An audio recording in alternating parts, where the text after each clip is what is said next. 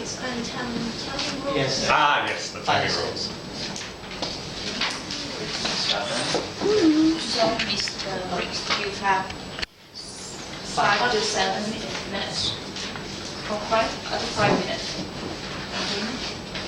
6 minutes, yellow card will be shown. And have 7 minutes, the red card will be shown. But if you speak that, I had this second mistake.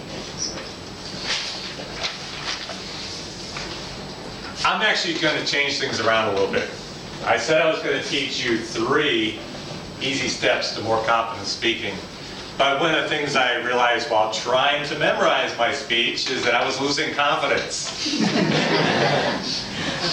And I was having trouble memorizing it. And so I was talking to my evaluator and she said, just throw it out the door. Just talk. Because that's what I do in my classes. I teach a 2.5-hour class, and for 2.5 hours I talk. And I was having difficulty remembering a 7-minute speech. The problem is, it's only 7 minutes. And I'm thinking, my God, how can I put all the information? So I'm actually going to add one other technique. And before I mention that, is that I may stop for a moment, and I know it's tradition for Toastmasters is when the person stops and becomes unfocused, that you clap. So what I ask you not to do is please do not clap. Because this is impromptu, this is a table topic for me right now. I changed everything and I'm doing a table talk right now, a 7-minute table talk. And so it's going to be impromptu, and I may have to kind of reach deep down in my memory banks and try to pull some stuff out. So if I pause for a second or two, just wait until I bring something up. If you see the knees start going like this, okay, then you can clap. Now the 3 easy steps, well actually before I get into that, the reason I'm changing is because I am not a very good at speechaholicism. I am a talkaholic. I can talk. I just am not good at doing a speech. So I'm going to talkaholic you today. We tend to hold our breaths. When you hear your name being called to come up here and speak, you go.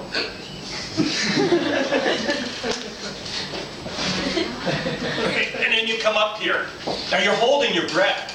And while you're holding your breath, your body is using the oxygen that it has in the blood. When you walk, you are utilizing what little oxygen you have left in your body. So then you come up here, and you look at everybody, and you're trying to remember,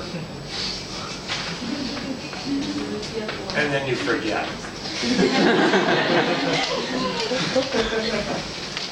Because you didn't breathe, or you pass out, fall flat on your face. And yeah, that happened to me one time, flat on my face, boom. But I'll tell you about that some other time. What you want to do before you come up here is to take a deep breath. Just breathe nice and deep. And it's a good thing that we start off the meeting by breathing.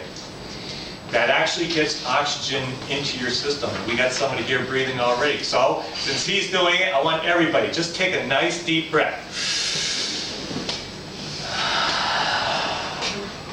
Okay, do you see how you feel after taking that nice deep breath? Now, for those of you who have to, well, actually, we only have two more speakers after that. So the 2 speakers after me, I want you to do something for me and for yourself. Is that just before you come up here, I want you to take 3 deep breaths. Nice and deep. And you can also do this whenever you're nervous and you start shaking. Just go 3 nice deep breaths. And that will calm you down.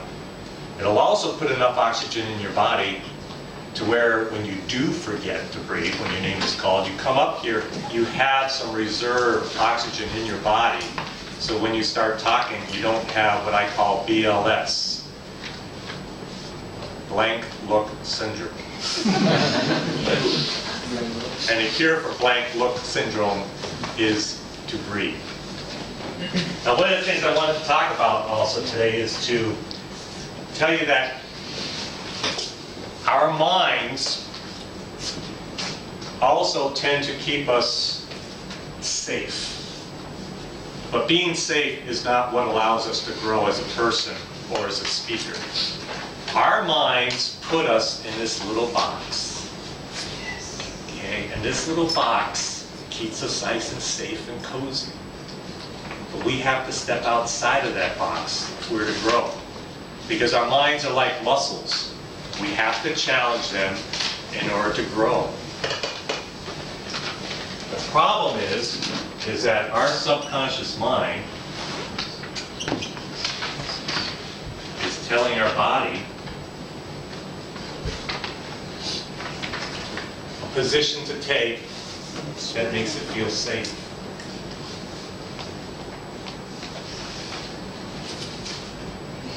Okay. These all make you feel safe.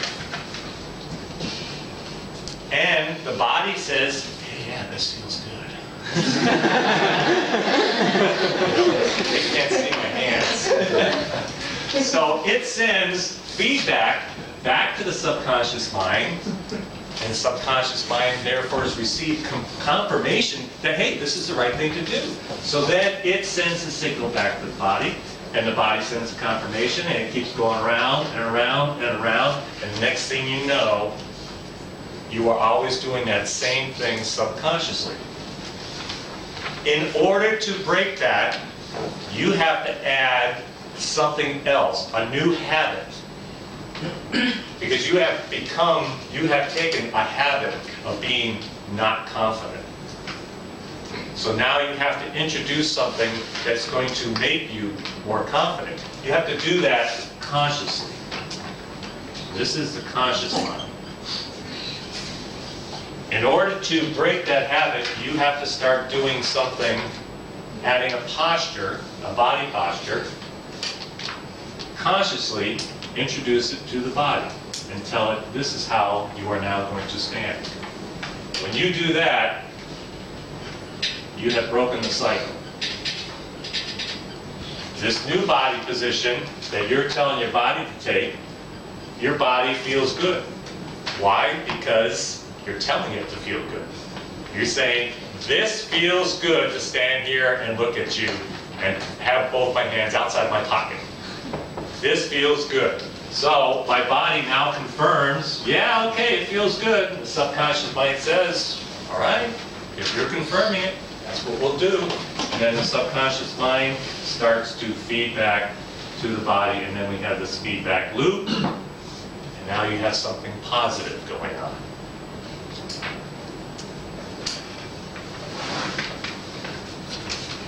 And this is the point where I got to dig down deep to pull something else out. 7 minutes? Oh my! Oh. See, this is the problem with doing something impromptu. On the top of your head is that you run out of minutes. Can I hear more?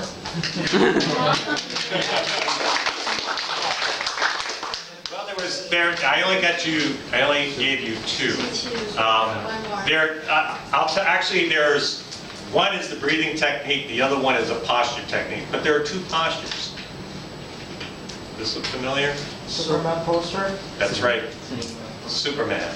We call it the Wonder Woman Superman pose. When you assume this position for 1 to 2 minutes, and research was conducted by Amy Cuddy of the Harvard School of Business, and they found that when you assume this position for 1 to 2 minutes, your stress hormones drop and your confidence goes up. Now there's another position called the meeting pose. And you visualize yourself that you are at a meeting and you're in charge and you have control over this meeting. Both of those are what we call power poses. Do those power poses before your speech or before the meeting starts here. You can stand outside, there's a classroom out there. Just go in there for 1 minute and stand like this. Don't think about your speech, just think about how you feel when you stand like this. Don't let anybody else see you either. So there's 3 techniques. Breathing, Wonder Woman, Superman pose, and the meeting pose. Practice those 3 confidence building exercises on a regular basis and watch your confidence soar.